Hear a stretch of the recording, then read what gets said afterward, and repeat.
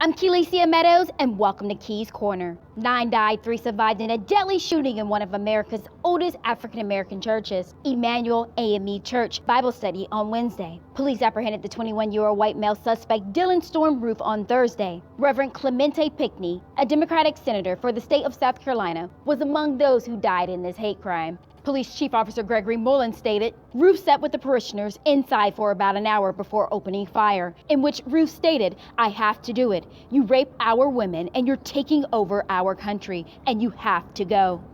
With racism and hate crimes escalating, President Obama addressed the nation. Good afternoon, everybody. This morning, I spoke with, and Vice President Biden spoke with Mayor Joe Riley and other leaders at Charleston to express our deep sorrow over the senseless murders that took place last night. Michelle and I know several members of Emmanuel AME Church. We knew their pastor, Reverend Clemente Pinckney, who, along with 8 others, gathered in prayer and fellowship and was murdered last night. And to say our thoughts and prayers are with them and their families and their community doesn't say enough to convey the heartache and the sadness and the anger that we feel. Any death of this sort is a tragedy. Any shooting involving multiple victims is a tragedy. There is something particularly heartbreaking about a death happening in a place in which we seek solace and we seek peace, in a place of worship. Mother Emanuel is, in fact, more than a church. This is a place of worship that was founded by African Americans seeking liberty. This is a church that was burned to the ground because its worshipers worked to end slavery.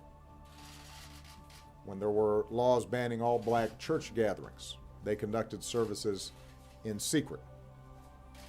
When there was a nonviolent movement to bring our country closer in line with our highest ideals, some of our brightest leaders spoke and led marches from this church's steps.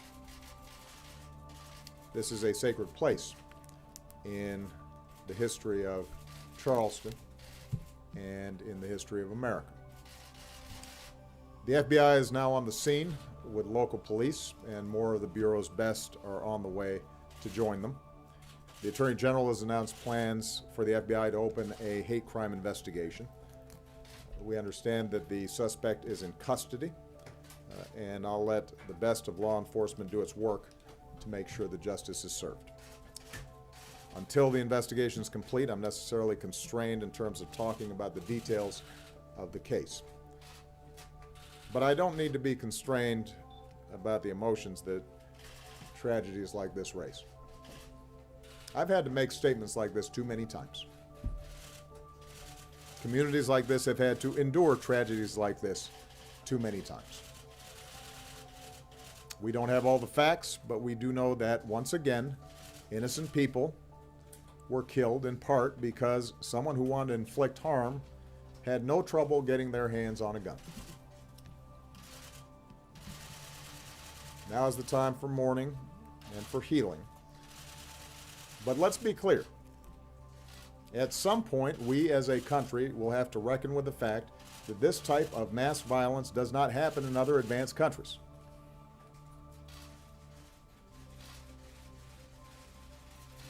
It doesn't happen in other places with this kind of frequency. And it is in our power to do something about it. I say that recognizing the politics in this town foreclose a lot of those avenues right now. But it'd be wrong for us not to acknowledge it. And at some point it's going to be important for the American people to come to grips with it. And for us to be able to shift how we think about the issue of gun violence collectively. The fact that this took place in a black church obviously also raises questions about a dark part of our history. This is not the first time that black churches have been attacked. And we know that hatred across races and faiths pose a particular threat to our democracy and our ideals. The good news is I am confident that the outpouring of unity and strength and fellowship and love across Charleston today, from all races, from all faiths, from all places of worship, indicates the degree to which those old vestiges of hatred can be overcome. That certainly was Dr. King's hope just over 50 years ago, after 4 little girls were killed in a bombing in a black church in Birmingham, Alabama. He said they lived meaningful lives and they died nobly. They say to each of us, Dr. King said, black and white alike, that we must substitute courage for caution. They say to us that we must be concerned not merely with who murdered them, but about the system, the way of life, the philosophy which produced the murderers. Their death says to us that we must work passionately and unrelentingly for the realization of the American dream. And if one will hold on, he will discover that God walks with him and that God is able to lift you from the fatigue of despair to the buoyancy of hope and transform dark and desolate valleys into sunlit paths of inner peace. Reverend Pigney and his congregation understood that spirit. Their Christian faith compelled them to reach out not just to members of their congregation or to members of their own communities, but to all in need. They opened their doors to strangers who might enter a church in search of healing or redemption. Mother Emanuel Church and its congregation have risen before, from flames, from an earthquake, from other dark times, to give hope to generations of Charlestonians. And with our prayers and our love and the buoyancy of hope, it will rise again now as a place of peace. The church, a sacred place of legacy and hope, asking for your prayers for a better tomorrow. As always, I'm Kelecia Meadows, and this is My Corner.